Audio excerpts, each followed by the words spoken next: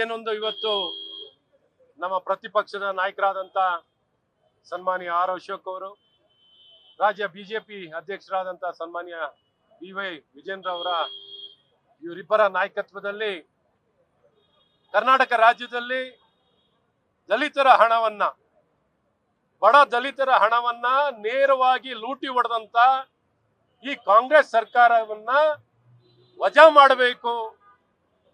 ನೇರವಾಗಿ ಖಜಾನೆ ಹಣವನ್ನ ಲೂಟಿ ಹೊಡೆದು ದುರ್ಬಳಕೆನ ಮಾಡಿ ತಾವು ಪಡ್ಕೊಂಡಿದ್ದಾರೆ ಕಾಂಗ್ರೆಸ್ ನಾಯಕರು, ಮುಖ್ಯಮಂತ್ರಿಗಳು, ಆ ಮಂತ್ರಿ ಪಕ್ಷದ ಕಾಂಗ್ರೆಸ್ ಪಕ್ಷದ ವರಿಷ್ಠರು ಇದರ ಲಾಭವನ್ನ ಪಡ್ಕೊಂಡಿದ್ದಾರೆ ಅಂತ ನೇರವಾಗಿ ಅವ್ರ ಮೇಲೆ ಆಪಾದನೆ ಮಾಡುವಂತದ್ದಾಗ್ತಿದೆ.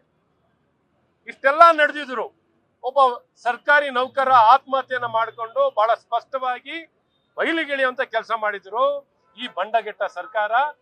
ಇವತ್ತು ಯಾವುದೇ ರೀತಿಯಾದಂತ ಕ್ರಮವನ್ನು ವಹಿಸದೆ ಇದನ್ನ ಕಾಪಾಡಿಕೊಳ್ಳಿಕ್ಕೆ ತಮ್ಮ ಮಂತ್ರಿಯನ್ನ, ಮುಖ್ಯಮಂತ್ರಿಯನ್ನ, ಸರ್ಕಾರದ ಇಷ್ಟು ಭ್ರಷ್ಟಾಚಾರವನ್ನ ಹೇಗ ಮುಚ್ಚಾಕ್ಲಿಕ್ಕೆ ಪ್ರಯತ್ನವನ್ನ ಮಾಡ್ತಿದ್ದಾರೆ.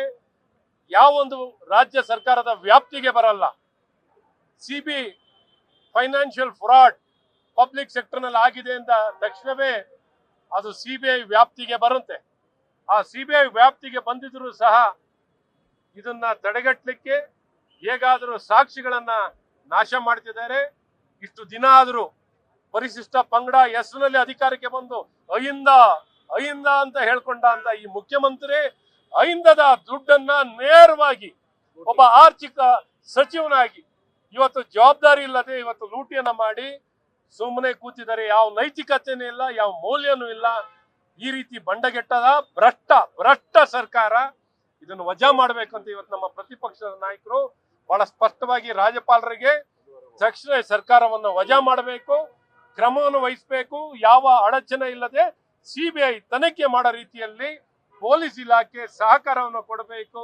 ಈ ಸರ್ಕಾರ ತಕ್ಷಣ ಮುಖ್ಯಮಂತ್ರಿ ರಾಜೀನಾಮೆಯನ್ನು ಕೊಟ್ಟು ಆ ಮಂತ್ರಿ ನಾಗೇಂದ್ರ ಅವರನ್ನ ರಾಜೀನಾಮೆ ಅಲ್ಲ ತಕ್ಷಣ ಬಂಧನ ಆಗ್ಬೇಕು ಅಂತ ಒತ್ತಾಯವನ್ನ ಮಾಡ್ಲಿಕ್ಕೆ ಇವತ್ತು ನಾವು ಬಂದು ಒತ್ತಾಯವನ್ನ ಮಾಡಿದ್ದೀವಿ.